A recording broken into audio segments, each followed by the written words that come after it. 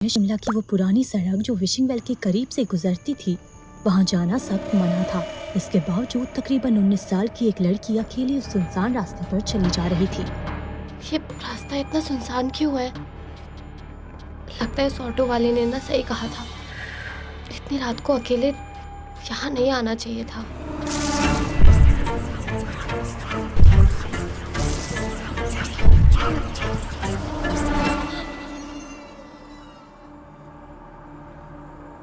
यहाँ तो कोई भी नहीं है, फिर वो कदमों की आवाज।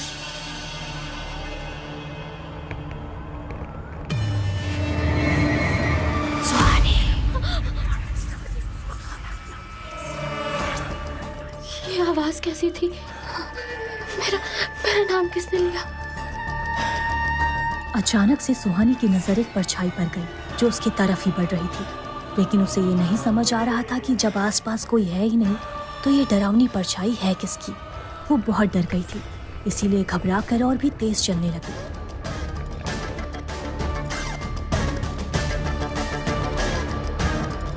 लेकिन जितनी तेजी से सुहानी चल रही थी, वो डरावनी औरत की परछाई उसे पकड़ने के लिए और भी तेजी से उसका पीछा करने लगी।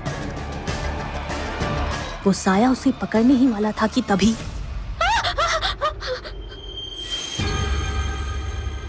डरो मत, मेरे साथ चलो।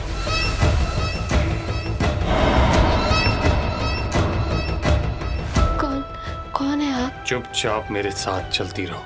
इसके छूते ही वो डरावनी औरत की परछाई वो कहाँ गायब हो गई?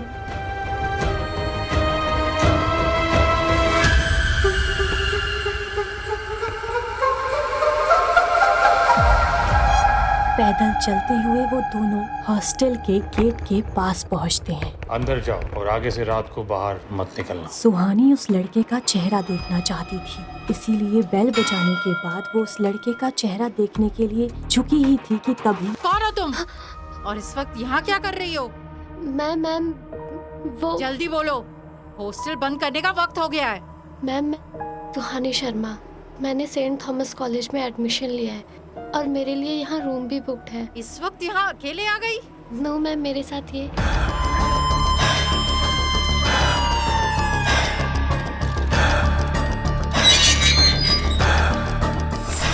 किसे ढूंढ रही हो तुम? जिसके साथ मैं यहाँ आई हूँ, अभी तो यहीं था। यहाँ तो कोई नहीं है। जब मैं यहाँ आई तो तुम अकेली खड़ी थी। देखो, काफी देर हो चुकी है, अंदर आ जाओ। और याद रहे, रात के 8 बजे के बाद हॉस्टल से बाहर जाना मना है। आओ, मैं तुम्हें तुम्हारा कमरा दिखा दूं। कौन था वो लड़का? क्या कोई था जो छुपकर सुहानी के ऊपर अपनी नजर रख रहा था? हॉस्टल की वार्डन काफी स्ट्रिक्ट थी, उनसे हॉस्टल की सभी लड़कियां डरती थी।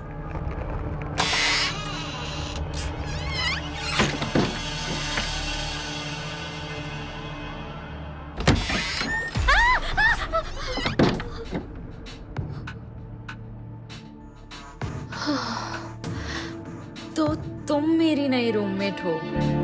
हाय, आई एम निशा। हाय, सुहानी शर्मा। तुम अभी यहाँ क्यों आ रही हो? अभी तक कहाँ थी? वो अभी मैं हॉस्टल पहुंची हूँ जस्ट। तुम इस वक्त यहाँ आई हो? और तुम किस रास्ते से आई हो? पुराने रोड से। और तुम अभी तक जिंदा हो? क्या बात है? तुम ऐसा क्यों कह रही हो? क्योंकि वो बहुत डेंजरस रास्ता है और रात के वक्त वहाँ बहुत हादसे होते हैं। आज तुम लकी थी, लेकिन हमेशा नहीं होगी। दोबारा रात को कभी उस रास्ते से मत जाना। क्यों? ऐसा क्या है वहाँ? उस रोड के पास एक कुआं है जिसे विशिंग वेल कहते हैं। यहाँ के लोगों का मानना है कि वो जगह हॉन्टेड है। क्या सच में ऐसा है?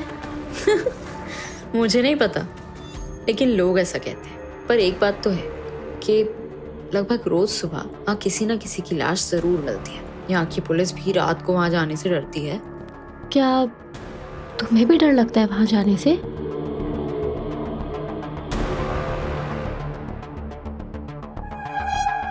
हमारी वार्डन की भयानक शक्ल के अलावा मुझे दुनिया में किसी चीज से डर नहीं लगता। निशा का जवाब सुनकर सुहानी भी हंसने लगती है। इसके बाद निशा और सुहानी के बीच बहुत सारी बातें होती हैं। वो दोनों एक दूसरे को अपने अपने बारे में बताने लगती हैं।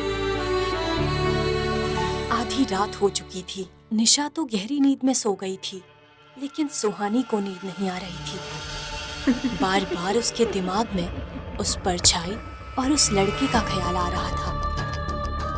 आखिर था कौन वो लड़का? उसके आने से वो परछाई कहाँ चली गई थी? कहीं वो परछाई मुझे मारने तो नहीं आई थी? वो लड़का, उसने मुझे क्यों बचाया होगा?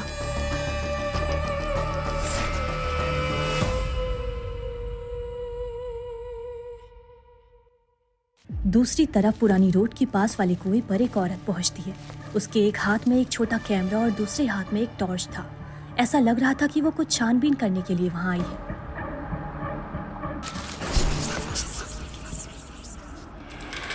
यहाँ तो कोई भी नहीं है। बेकार में ही लोगों ने आत्मा की कहानी फैला रखी है और कोई इसका फायदा उठाकर यहाँ के लोगों को मार रहा है। पता नहीं क्या मिलता है लोगों को ऐसी झूठी खबर फैलाते हुए। ये कहानी झूठी नहीं है।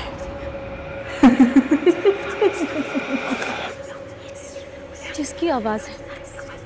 नहीं, ये सब मेरा वहम है। मैंने यहाँ के बारे में इतना सुन रखा है, इसीलिए ये सब मेरे साथ हो रहा है। मुझे अपना काम करना ही होगा।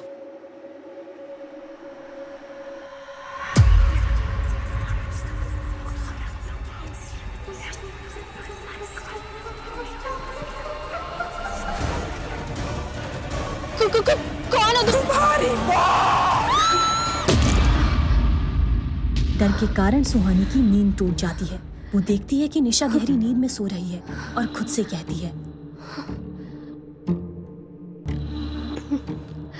ओह गॉड, कितना भयानक सपना था।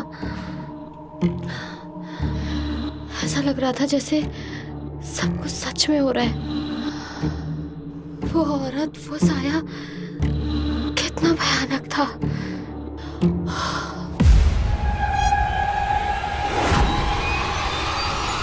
सुहानी।